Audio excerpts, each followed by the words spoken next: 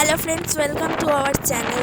তো আজকে আমরা যাচ্ছি মায়াপুর। আর মায়াপুর পৌঁছে গিয়ে দেখো এখানে আমরা ঘাটে পৌঁছে গেছি, কারণ কি আমাদের এই পার থেকে এখন ওই পার যেতে হবে, মানে নবদ্বীপ থেকে মায়াপুর। তো দেখো আমরা এখানে লঞ্চেও চেপে গিয়েছিলাম, আর লঞ্চ থেকে আমরা নেমে খুবই টায়ার্ড হয়ে গেছিলাম, তবুও রেডি হয়ে দেখো আমরা আবার ঘুরতে বেরিয়ে গেছিলাম। এই দেখো তোমাদের ওই মন্দিরটার বাইরের সিনটা দেখাচ্ছি, এটা আমাদের হোটেল থেকেই নেওয়া। তারপর আমরা এই যে মন্দিরের দিকে এগিয়ে চলেছি। এই যে আমার মা এটা এখানে দেখাচ্ছে সব কিছু। এই দেখো পিছনে একটা ফোয়ারাও ছিল।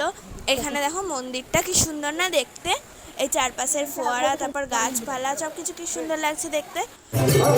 তারপর এখানে একটা নাম কীর্তন দেখতে পেয়ে গেছিলাম আমরা, এখানে কীর্তন হচ্ছিল। দেখো তোমাদের সাথে এটারও আমি কিছু ক্লিপ নিয়ে শেয়ার করে দিলাম। তারপর কীর্তনের ওখানে কিছুক্ষণ আমরা দেখিয়ে নিয়ে আবার বেরিয়েছিলাম।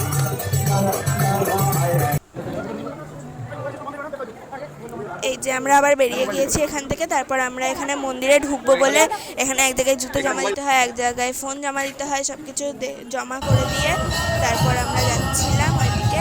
তো তোমাদের সাথে আমি ওটাও শেয়ার করলাম। তো আমরা তারপর আবার চলে এসেছিলাম বেরিয়ে মন্দির দেখে। এখানে আরেকটা নাম কীর্তন ছিল, সেটাও দেখালাম। এখানে প্রায় সারাদিনই কীর্তন চলে। তো দেখো এখানেও হচ্ছিল, এই জায়গাটা খুবই সুন্দর ছিল।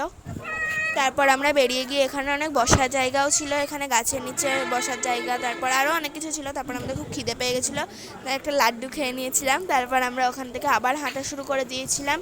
এটা যাচ্ছিলাম আমরা গদা ভবন বলে একটা ভবন ছিল ওখানে, ওইদিকে যাচ্ছিলাম। ওইদিকে আর একটা মন্দির আছে, তো আমরা সেটাই দেখার জন্য যাচ্ছিলাম। আর মন্দির টন্দির মানে সব কিছু দেখে নিয়ে আবার তোমাদের আমরা খাবার জায়গাটাও মানে দেখাবো। আমরা এখন মানে সেখানেই যাচ্ছি। আর দেখো এখানে কত বড় একটা লাইন দেখো ভোগ খাওয়ার। এই লাইন দেখে তো আমাদের অবস্থা খুবই খারাপ হয়ে গিয়েছিলো, মানে এতক্ষণ দাঁড়াতে হয়েছিল লাইনে কি বলবো। তবে লাইন শুরু হওয়ার পর বেশিক্ষণ দাঁড়াতে হয়ও নি, যাই হোক মানে তবু।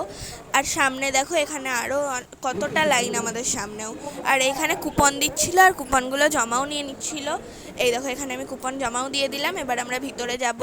এখানে ভিতরে না বুফে সিস্টেম, ওই জন্য আমি তোমাদের খাওয়ার ক্লিপটা দেখাতে পারিনি, মানে কিভাবে আমরা খাবারটা নিয়েছি সেটা দেখাতে পারিনি। তো এই যে আমাদের লাইন এখন এগিয়ে চলেছে। বুফে সিস্টেম মানে হাতে থালা ধরে নিয়ে যাও, তারপর খাবার নিয়ে নাও। তারপর খাবার নিয়ে আমরা এখানে খাবারটা তোমাদের দেখিয়েও দিচ্ছি আমাদের কী কী দিয়েছিল। তারপর এখানে দেখো সবাই বসে ভোগ খাচ্ছে, সেটাও দেখিয়ে দিলাম তোমাদের। তারপর ভোগ খাওয়ার পর আমাদের আর একটু না ঘুরলে হয়, তাই আমরা আবার বেরিয়ে পড়েছি।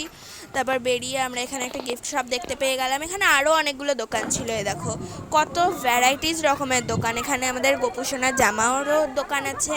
তারপর ওখানকার যে ট্র্যাডিশনাল ড্রেস মানে গোপী ড্রেস যেগুলোকে বলা হয়, সেগুলোরও প্রচুর দোকান আছে। সেগুলো দেখতে কি সুন্দর সুন্দর দেখো।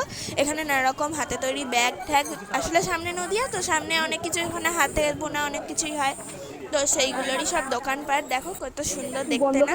আর এখানে আমি মধ্যখানে ভেবেছিলাম আমার ফোনটা যাই হোক বন্ধ হয়ে গেছে ভিডিওটা।